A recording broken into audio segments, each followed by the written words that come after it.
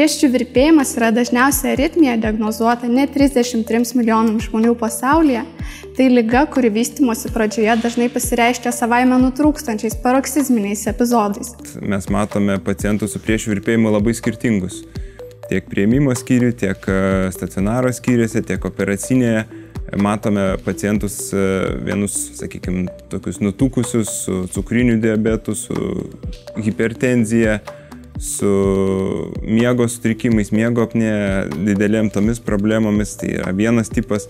Kitas tipas, ką mes matome, absoliučiai priešingus pacientus, sakykime, persisportavusius, maratonininkus, jaunus žmonės kaip taisyklė, karjeros scenos žmonės ar didelį stresą patiriantis. Naujausi klinikiniai tyrimai rodo, kad kai kuriems pacientams aritmijos epizodo atsiradimo riziką gali didinti kai kurie iš principo modifikuojami veiksniai, pavyzdžiui, alkoholio vartojimas, fizinė perkrova, stresas ar miego sutrikimai. Žmogus dažnai gali ir nejausti prieširdžių virpėjimą. O prieširdžių virpėjimas šiaip iš esmės, jeigu jisai trunka arba parą arba dvi, tai insulto rizika padidėja 6-7 kartus. Tačiau nepaisant augančio gydytojų ir turėjų susidomėjimo, vis dar trūksta patogių technologijų, leidžiančių individualiai vertinti aritmijos atsiradimui įtaką darančius veiksnius. Projekto tikslas – sukurti technologiją, kuri leistų identifikuoti individualius veiksnius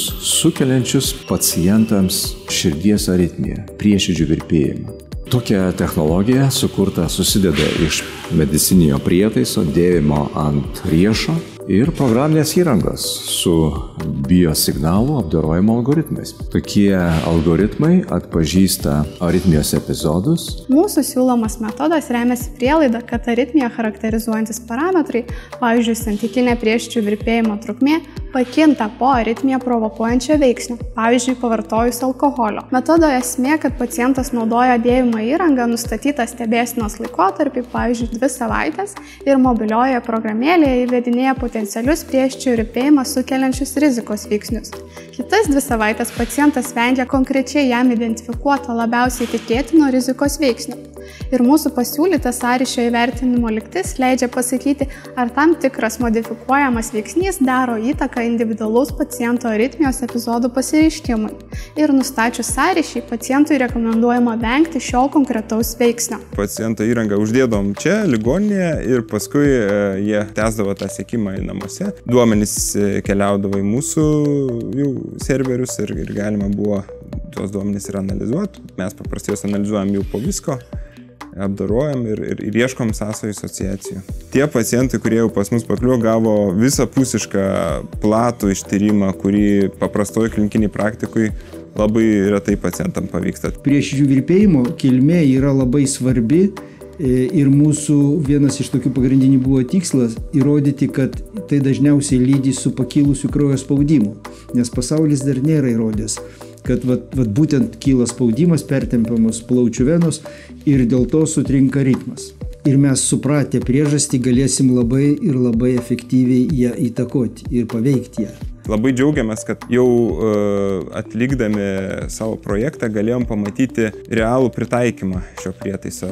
Ką mes šiandien dienai turime iš pirmųjų 50 pacientų, tai labai aiškus ryšys su miego sutrikimais. Ir būtent, kas buvo mums didžiausias nuostaba, kad pacientai, kuriems net nėra diagnozuotos miego apnėjos, jiems knarkimas, tas, kuris pasitaiko labai didelį dalį žmonių, turi ryšį su prieširdžių virpėjimo išsivystymo tos pačios dienos ryte ir dieną. Šitas projektas, aš manau, labai geras ir teisingas, dėl to, kad jisai sprendžia pasaulyje neįspręstą problemą ir jisai vysto. Ir plus, reiškia, kūriamas yra ir instrumentas, su kuriuo jisai yra daromas. Visa duomenų bazė tai yra unikalus rezultatas projekto, yra apie 600 gigabaitų. Mums pavyko sudominti šitais duomenimis tarptautinį konsorciumą, projekto konsorciumą, kurį finansuoja Europos metrologijos asociacija. Ir šitas konsorciumas mus priėmė į savo naują projektą kaip pilnateisį narį ir mes tęsim projektą toliau, tobulinsim technologiją.